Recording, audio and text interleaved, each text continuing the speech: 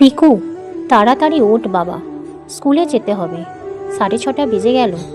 পিকু ঘুম ঘুম চোখে উঠে ব্রাশ করে স্কুলের জন্য রেডি হয়। পিকুর মা মমতা দেবী 7টার গাড়িতে তুলে দিয়ে এলে ছেলেকে, তারপর বাড়ির কাজ করতে লাগলেন। কারণ রান্না করে দিতে হবে, পিকুকে তাড়াতাড়ি খাবার দিতে হবে টিফিন। তারপর পিকুর মা পিকুর বাবাকে উদ্দেশ্য করে বললেন, শুনছো, আজ স্কুলের রুটিন অনুযায়ী ভেজ পাস্তা নিয়ে যেতে হবে।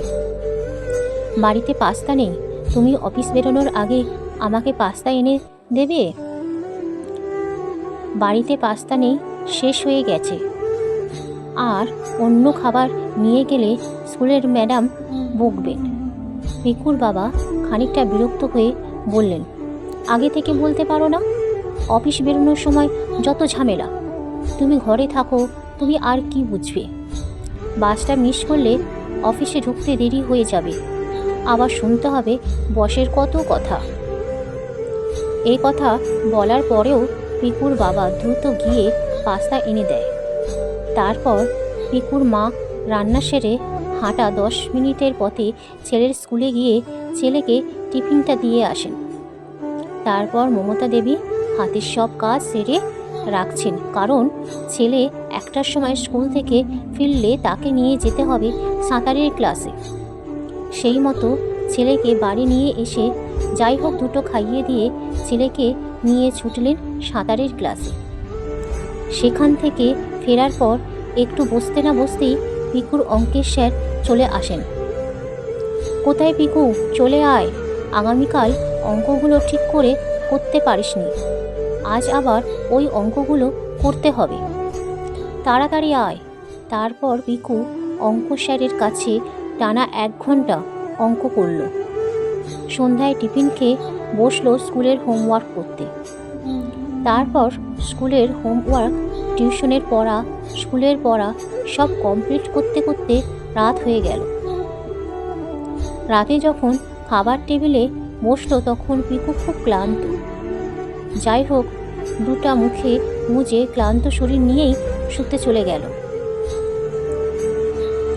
একটা দিন রবিবার, সেদিনও রেহাই নেই। সকালে গানের ক্লাস, দুপুরে সাঁতার এবং রাতে আঁকার ক্লাস। আসলে মমতা দেবীর গানের খুব শখ ছিল, যা তিনি পূরণ করতে পারেনি। তাই তিনি চান তার ছেলে গান করুক। বাবা চান খুব ভালো আঁকুক,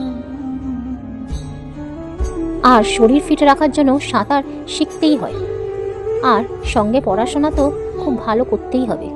কিছুদিন পর পিকুর পরীক্ষার রেজাল্ট বেরিয়েছে। পিকু খুব একটা ভালো রেজাল্ট করতে পারেনি। তাই মমতা দেবী পিকুকে বলছেন, আমি তোর জন্য আমার জীবনের সমস্ত শখ, আহ্লাদ, সুখ বিসর্জন দিয়েছি। সারাদিন তোকে নিয়ে পড়ে থাকে, তারপরও এই রেজাল্ট লজ্জা করে না তোর? পিকুর বাবা এসে বলেন, এই রকম রেজাল্টের জন্য তোমার পেছনে আমি এত টাকা খরচ করি? অনেক কষ্ট করে আমাকে টাকা উপার্জন করতে হয়। পিকুর মা বাবার কাছে এভাবে কথা শুনে খানিকটা ডিপ্রেশনে চলে যায়। আসলে আমার মনে হয় এইখানে লজ্জাটা পিকুর না, পিকুর মা বাবার থাকা উচিত। কারণ পিকু ওনাদের সন্তান, কোনো ইচ্ছে পূরণ করার মেশিন নয় যে আমি গান শিখতে পারিনি তার জন্য তোমাকে দিয়ে গান শেখাবো, আমি